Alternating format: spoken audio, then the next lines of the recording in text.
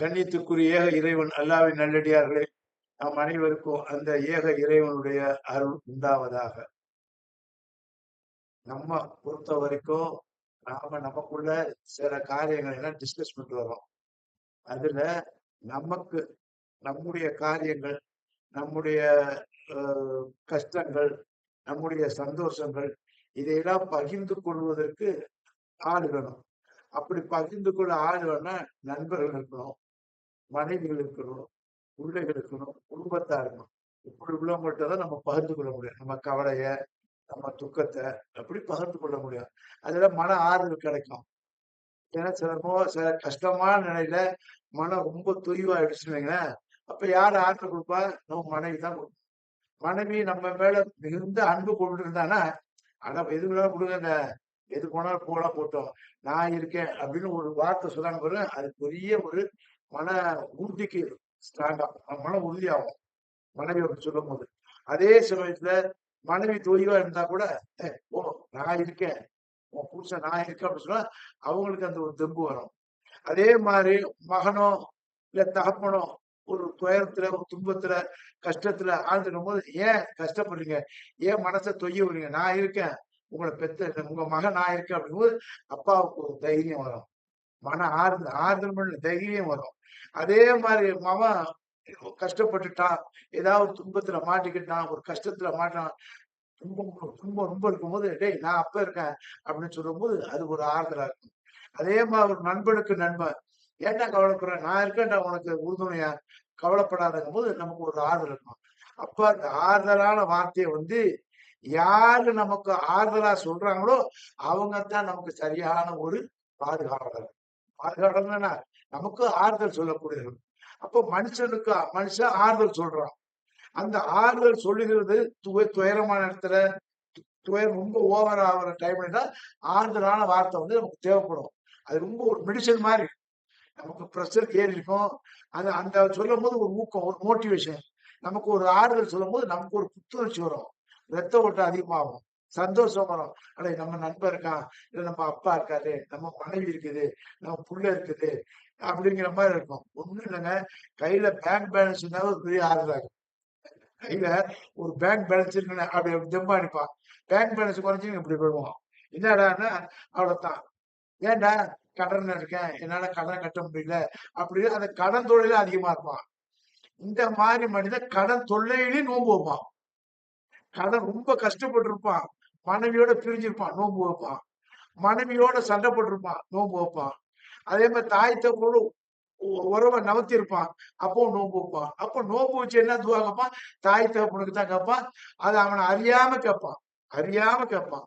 அப்ப அதே தாய் தகப்பன் வந்து பிள்ளைய விட்டு நவந்திருந்தால அந்த நோன்பு வச்சு அந்த கேட்கிற துவா தான் பிள்ளைங்களுக்கு தான் கேட்கணும். தன்னை அறியாமலே கேட்பாங்க. அப்போ ஒருவருக்கு ஒருவர் ஆறுதலாக தன்னை அறியாமலையும் ஆறுதலா இருக்காங்க, அறிஞ்சும் ஆறுதலா இருக்காங்க. அப்ப இந்த இப்படி மனிதனுடைய ஆறுதல் வந்து நமக்கு தேவைப்படுது.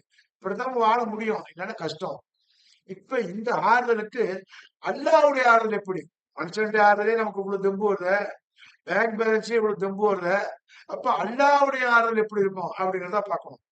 அப்ப அல்லாஹ்வுடைய ஆறுதல் இங்கே இருக்கணும், மறுமையில இங்க இருக்கணும். மறுமையை நம்பக்கூடியவர்களுக்கு அல்லாஹ்வுடைய ஆறுதல் பெருசா தெரியும். மறுமையை நம்பாதவங்களுக்கு அல்லாஹ்வுடைய ஆறுதல் பெருசா தெரியாது. ஏன்னா மறுமையை நம்புறவங்க அவன் அல்லாஹ் மேல எப்படி இருப்பான்? சும்மா அல்லாஹ் நாம் கே வஸ் அல்லாஹ் அல்லாமா. அப்ப அவனுடைய ஈமான் வந்து பலகீனமா இருக்கும். அப்போ மறுமையை நம்பினவனுக்கு தான் அந்த தவக்கல்து அந்த உறுதி மனப்பான்மை வேகமா இருக்கும்.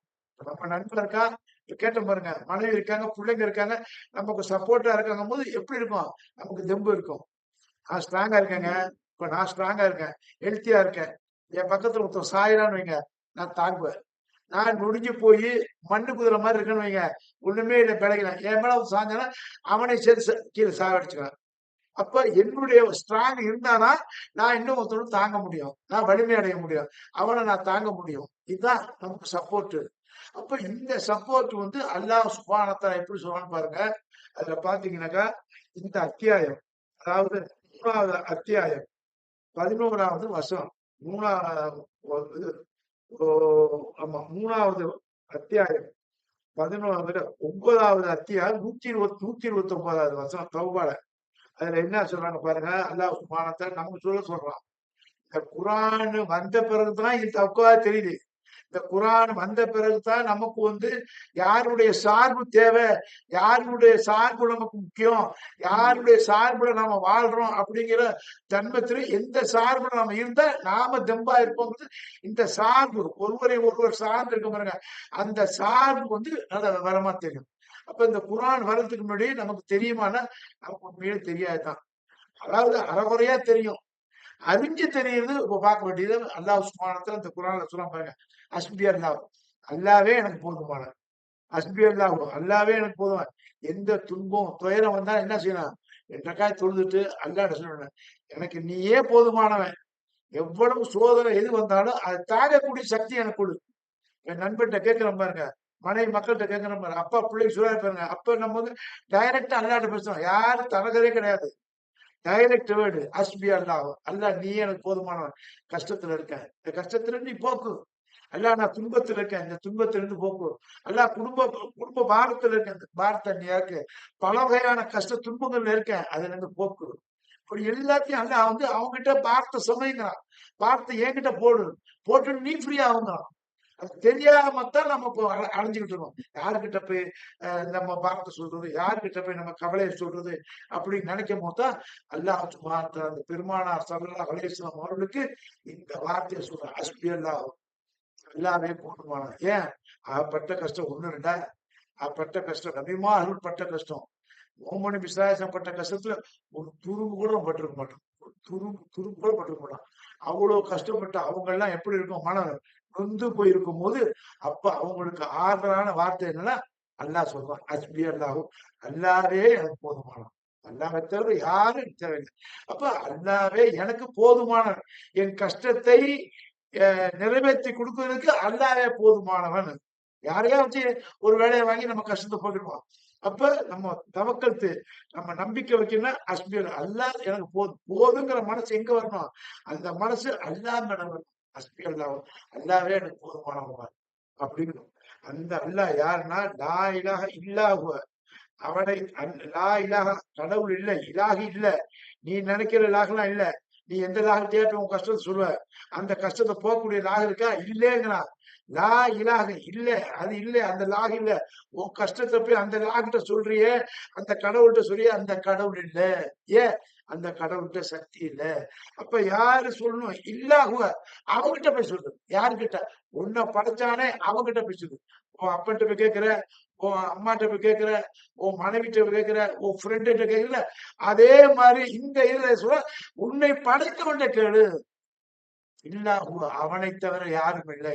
அவன்தான் நம்மளை படைத்தவன். இந்த வானம், பூமி, நீரு, நெருப்பு எல்லாத்தையும் படைத்து நமக்கு வசப்படுத்தி குடுத்தான். நம்ம வாழ்றது குடுத்தான். அப்ப அவங்கிட்ட கேளு. இந்த காத்துலாம் வாழ முடியாது. இந்த நீர் எல்லாம் வாழ முடியாது. இந்த பூமி எல்லாம் வாழ முடியாது. இந்த தண்ணி எல்லாம் வாழ முடியாது. இவை அனைத்தையும் நமக்கு குடுத்து நம்ம சுபிட்சத்தை வழங்கிய அல்லாஹ்வுக்கே போதுமானவன். அல்லாஹ்வே எனக்கு போதுமானவன். இவ்வளவு குடுத்த அல்லாஹ் இந்த கஷ்டத்த தாங்க மாட்டான். இந்த கஷ்டம் நீக்க மாட்டானா? அப்ப அவங்கிட்ட தவக்கத்து வைங்க. அவங்கிட்ட தங்களுடைய பாரத்த சொல்லுங்க. அவங்கிட்ட உங்களுடைய கஷ்டத்த சொல்லுங்கங்கிறாங்க. எத்தனையோ சூஃபிமார்கள்பாங்க. நல்லடியார்கள்பாங்க. சீதேவிகள்பாங்க. இந்த அல்லாஹ்வுடைய நல்லடியார்கள்லாம் இரவு நேரத்துல தனிமையா உட்காருவாங்க. தொழுவாங்க 2 ரக்காயத்தோ, 4 ரக்காயத்தோ அவங்களுக்கு முடிஞ்ச அளவுக்கு தொழுவாங்க. தொழுதுட்டு இரவு நேரத்துல துவா கேட்பாங்க. துவா பண்ணி எனக்கும் என் மனைவிக்கும் பல வகையான தொந்தரவாகிது. இந்த தொந்தரவு நீக்கு. யா அல்லாஹ் நான் ஒரு வியாபாரம் பண்ணேன். பயங்கரமான கஷ்டத்துல வந்தேன். இந்த கஷ்டத்துல என்ன மீள முடியல. என் குடும்பத்துல கூட யாருக்கும் காப்பாத்த முடியல. ஏன்? அவங்களுக்கு பணம் இருக்கு, பணம் இல்ல. மனம் இருக்கு, பணம் இல்ல.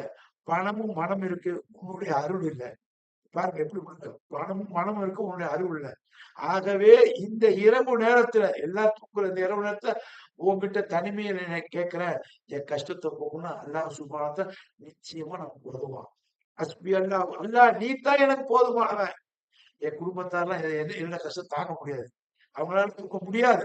ஆகவே என் கஷ்டத்தை தூக்கக்கூடியவன், என் கஷ்டத்தை போக்கக்கூடியவன் நீ ஒருவன் தான். அப்படி சொன்னீங்கன்னாக்கா, இந்த அல்லாஹ் சுப்ஹானஹு வ தஆலா நம் மீது இறக்கப்படுவேன் அப்படிங்கிறான். என்னிடம் யார் கேட்பார்கள்? என்னிடம் யார் துஆ கேட்பார்கள்? அந்த துஆவை நான் அங்கீகரிக்கிறேங்கிறான். அவ்வளவு கேரண்டி இருக்கும். நம்ம எங்க பயப்படணும்? நம்ம ஏன் பயப்படணும்? ஆனா காலதாமதம் ஆகும். அந்த காலதாமதத்தை நம்ம இன்னும் சோடை ஆயிடக்கூடாது, சோர்ந்து உழுதக்கூடாது, சோர்ந்து உழுந்துடக்கூடாது. அதாவது சோர்ந்து உழுந்துட்டீங்கன்னு வைங்களேன், உங்களுக்கு நம்பிக்கை இழந்துடும், நம்பிக்கை போயிடும். அப்ப அந்த நம்பிக்கையை நீங்க தூக்கணும். அந்த நம்பிக்கை மேல உங்களுக்கு அதிகமான இன்டென்ஷன், அதிகமான நம்பிக்கை வரணும், ஆர்வம்னா நீங்க குரான் பக்கம் தான் நெருங்கணும். அப்ப குரான் பக்கம் நெருங்கும்போது நீங்க யார்கிட்ட பேசுறீங்க? நண்பன்கிட்ட இல்ல, அப்பா கிட்ட இல்ல, நபிமார்கள்ட்ட இல்ல, மலக்குகள்கிட்ட, அனைத்தையும் படைத்த இறைவன்கிட்ட. இறைவன்கிட்ட பேசும்போது என்ன இவ்வளவு அழகா டைரக்டா பேசணும். அப்ப நம்முடைய மனசு ஆறுதலாகும். ஹஸ்பி அல்லாஹும், அல்லாஹ் எனக்கு போதுமான, லா இலாஹா, இவைகள் அல்ல, மற்றவற்றை நம்ம கேட்பது இவைகள் அல்ல, இல்லாஹு, அவனை தவிர. அவன் யார்? வானத்தை பூமியும் படைத்தவன். அலைய தவக்கல் தூ, என்னுடைய தவக்கல்து, என்னுடைய நம்பிக்கை, என்னுடைய சார்ந்தது அவங்கிட்டே வைக்கிறேன். தவக்கல்து அழகி அவங்கிட்டே வைக்கிறேன். அழகி தவக்கல்து, அந்த தவக்கலை தாங்கக்கூடியவன் தான். ஒரு ஒரு ஒரு குச்சி இருக்குது, நோஞ்சு போய் இருக்குது, அந்த குச்சி மட்டும் இன்னொரு குச்சி உடைச்சிடும். அதே மாதிரிதான் நம்ம நம்ம ஸ்ட்ராங்கா இருந்தாதான் நம்ம 4 பேரை தூக்க முடியும், நம்ம 4 பேரை சுமக்க முடியும். அந்த ஸ்ட்ராங் வேணும். அப்ப ஸ்ட்ராங்கா விடுவாரு அல்லாஹ். அப்ப அலைய தவக்கல்து, நீங்க தவக்கல்து வைப்பதற்கு சரியான ஆள் யாருன்னா அல்லாஹ். ரப்புல் அர்ஷில் அலீம். அவன் யாரு? ரப்பு, படைத்தவன், பரிமாறிக்கக்கூடிய. அவன் யாரு? அர்ஷில் அலீம். ஆட்சி அதிகாரத்துக்கு அந்த அரிசி கூடவன். சாதாரண டப்பாட்டையும் நான் கேட்கல, சாதாரண இலாகத்தினா கேட்கல. அர்ஷுல் அலீம். இந்த ஆட்சி அதிகாரம் இந்த அரசுக்கு சொந்தக்காரனாக அல்லாவிடம் நான் கேட்கிறேன், அல்லாவை நான் சார்ந்திருக்கேன். ஆக எனக்கு எந்த துக்கமும் இல்லை, பயம் இல்லைன்னு அவங்ககிட்ட சொல்லிட்டு நீங்க ஃப்ரீயா ஆகிடலாம். மண்டையில இந்த கஷ்டத்தை துன்பத்தை நீக்கிடுங்க. இன்னமல் உசிரி உசுரா, இன்னமல் உசிரி உசுரா, இன்னமல் உசிரி உசுரா, துன்பத்திற்கு பிறகு இன்பம், இன்னமல் உசிரி உசுரா, துன்பத்திற்கு பிறகு இன்பம். இது அல்லாவுடைய வார்த்தை, அதெல்லாம் ஹக்கு. இது அல்லாவுடைய வார்த்தை. துன்பத்திற்கு பிறகு இன்பம் தான், துன்பத்திற்கு பிறகு இன்பம் தான், பிந்தி பிந்தி வரும். அதனால் துவந்துடக்கூடாது. எவ்வளவு கஷ்டம், எவ்வளவு துன்பம் வந்தாலும் என்ன இருக்கலாம், தமக்கள் தரலா. அதான் இப்ப நடந்த இந்த சண்டையில இருக்காரு பாருங்க, எது நடந்தாலும் சரி அல்லாவுக்காக நான் விடுவேன். நான் போய் பதுங்குழிலாம் பண்ண வேண்டிய அவசியமே இல்லை, எந்த பதுங்குழியும் போக வேண்டியது. நான் பாட்டி என் ஆபீஸர் விடுவேன். அல்லாவுடைய நாட்டம், அல்லா என்ன நடக்க நடக்கும் தான். அவன் போட்டான் மிசைல, போட்டு கொலை பண்ணிட்டான். அந்த கொலை என்ன? திட்டமிட்ட கொலை, திட்டமிட்ட கொலை. அந்த கொலைய இவர் என்ன சர்வசாதாரணம் எடுத்துறாரு, தவக்கல் தரல. அப்ப அந்த கொலைக்கு பரிகாரம் என்ன? அவன் மாட்டிக்கிட்டான். அவன் பதில் சொல்லிதான் அவனு வேதம் கொடுக்கப்பட்டவன் தான். அவனுக்கு தெரியும் இந்த நோம்பு நாடு குரான் இறக்கப்பட்ட வேதம், அவனுடைய நபியை பத்தி தெரியும், அவன் நபிக்கு இறக்கப்பட்ட வேதம் இந்த மாசம் தான் இறக்கப்பட்டு தெரியும். அப்படின்னு மீறி அடிச்சிருக்கானா? இப்ப இவருக்கு வேதம் கொடுக்கப்பட்ட இவருக்கும் தெரியும் எந்த நேரத்துல நமக்கு சாவு வரும், எந்த நேரத்துல மரணம் வரும், எந்த ரூட்லயும் வரும். ஆனா அல்ல இந்த மரணம் உனக்கு ஓப்பாவுனதா இருக்கணும் அப்படின்னு அவர் கேட்கிற துவா எப்படி ஷஹீதுடைய அந்தஸ்து கிடைக்குது. அப்ப ஊர் மக்கள் தான் அழுகுறாங்க, எல்லாரும் அழுகுறாங்க, எல்லாரும் தலைவர் போயிட்டாங்களன்னு அவங்க தவக்கத்தை எங்க வைக்கணும், வைக்க வேண்டிய இல்லாம மாறுற அடிச்சுக்கிறாங்க. அது ஓவர் தான். பட் அவங்களோட கஷ்டம் ஒரு 3 நாளைக்கு ரசூல் சொன்ன மாதிரி 3 நாளைக்கு கஷ்டம் இருக்கதான் செய்யும். ஒரு பெரிய லீடர் போகும்போது அது துயர துன்பதான் இருக்கும். ஆனா அந்த துயரத்தை துன்பத்தை யார்கிட்ட சாருங்க? அல்லாவிடம் சாருங்க. அப்ப அல்லாதான் ஆறுதல் சொல்றான். எப்படி சொல்றான்? கவலைப்படாத, நீ ஏன் கவலைப்படுற? அவர் சாவல, அவர் இறந்து விட்டார், பத்திரிகையில போறான். அவர் கொல்லப்பட்டு விட்டார், டிவில போடுறான், யூடியூப்ல போட்டான், எல்லாம் சொல்றான். யூடியூப் இல்லாம உங்கள்ட்ட பெரிய டியூப்ல சொல்றான், அவர் கொல்லப்படவில்லை, அவர் என்னிடத்தில் உயிரோடு இருக்கிறார், அவருக்கு நான் உணவு அளிக்கிறேங்கிறார். அவருக்கு மட்டும் இல்லைங்க, யாரெல்லாம் இந்த போரில் சகிதாக்கப்பட்டோட அத்தனை சகிதர்களுக்கும் அல்லாஹ் சொல்ல கவலைப்படாதீங்க. அவங்களை சார்ந்தவங்களே, குடும்பத்தாரே, அவங்களை சார்ந்தவர்களே கவலைப்படாதீர்கள், அவர்கள் உயிரோடு இருக்கார்கள், நீங்கள் ஒருபோதும் அவர்களை இறந்தவர் என்று சொல்லாதீர்கள் என்று அல்லாஹ் சுப்ஹானஹு வாக்கு கூறுவார்.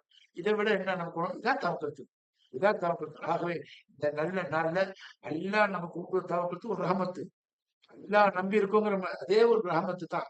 அந்த ரஹமத்தை கொடுக்கக்கூடிய யாரு? அதுக்கு தகுதி உள்ளவனா இருக்கணும். அப்ப தகுதி உள்ள அல்லாடதான் நம்ம ரஹமத்தை எழுதணும், வேற யார்ட்டையும் கிடையாது. ஏன் ரஹமத்தை கத்தப அனைக்கும் ரஹமா, இந்த ரஹமத்தை என் மீது கடமையாக்கி கொண்டேங்கிறான். அப்ப அந்த கடமையாக்கி கொண்ட அல்லாட நம்ம கேட்கிறோம், அல்லா நான் உங்களை அடியா, என்ன நீ பலகீனமா படைச்சிட்ட, என் பலகீனத்தை நீ அறிஞ்சிக்கன்னு சொல்லி நாம கெஞ்ச அழுக, நம்முடைய பிரார்த்தனை வந்து நிச்சயமா அங்கீகரிக்கப்படும். அந்த இடத்துக்கு நீங்க போகணும். அந்த இடத்துக்கு போனாதான் அல்லாஹ் சுப்ஹானஹு வ தஆலா நம்மட்ட நெருக்கம். அதான் தக்வா, இறையச்சம். இறையச்சம் என்பதுனா இறைவன் பக்கம் நெருங்குறது, ஓடுறது இல்ல. இறைவன் பக்கம் நெருக்கம் உள்ளது. அதுக்குத்தான் இந்த குர்ஆன்ல வந்து நம்ம சொல்றோம், இந்த நோன்புல என்ன சொல்றான்? இது உங்களுக்கு மட்டும் இந்த இறையச்சம் இல்ல. எல்லாருக்கும் இருக்கு. யா அய்யுஹல்லதீன ஆமனு பிஸ்மில்லாஹிர் ரஹ்மானிர் ரஹீம். யா அய்யுஹல்லதீன ஆமனு குத்திப அலைக்கும் ஸியாமு. இந்த நோன்பை உங்களுக்கு நான் கடமையாக்கிக்கிறேன். கமா குத்திப அலல்லதீன மின் கப்லிக்கும். உங்களுக்கு முன் சென்றவர்கள் நான் இந்த நோன்பை கடமையாக்கிறேன். லஅல்லக்கும் தத்தக்கூன். நீங்கள் தக்வா உடையவராக அல்லாஹ்வின் பக்கம் நெருங்கக்கூடியவர்களா ஆக்குறதுக்கு. அப்ப யூதர்கள் தெரியாதா நோன்பை பத்தி?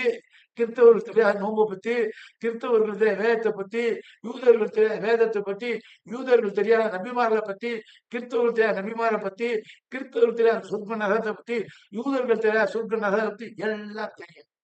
தெரிந்திருந்தும் ஆணவத்துல ஆடுறவங்களுக்கு அழிவு உண்டு என்பது அல்லாஹ்வுடைய வார்த்தை. அல்லாஹ் சுப்ஹானஹு வ தஆலா இந்த மாதிரி ஆணவம், பொறாமை, பொச்சரிப்பு, தற்பெருமை இதிலெல்லாம் நீக்கி நம்ம ஒரு சுபிட்சமா வாழ்வதற்கும், மற்ற மக்களோடு இணங்கி வாழ்வதற்கும் அல்லாஹ் சுப்ஹானஹு வ தஆலா நமக்கு நேர் வழி காட்டினார். அந்த நேர் வழியை பின்பற்றக்கூடிய மக்களாக மேலும் மேலும் நம்மளை ஆக்கிக் கொள்ள வேண்டும் கூறி, அல்ஹம்துலில்லாஹி ரப்பில் ஆலமீன். அஸ்ஸலாமு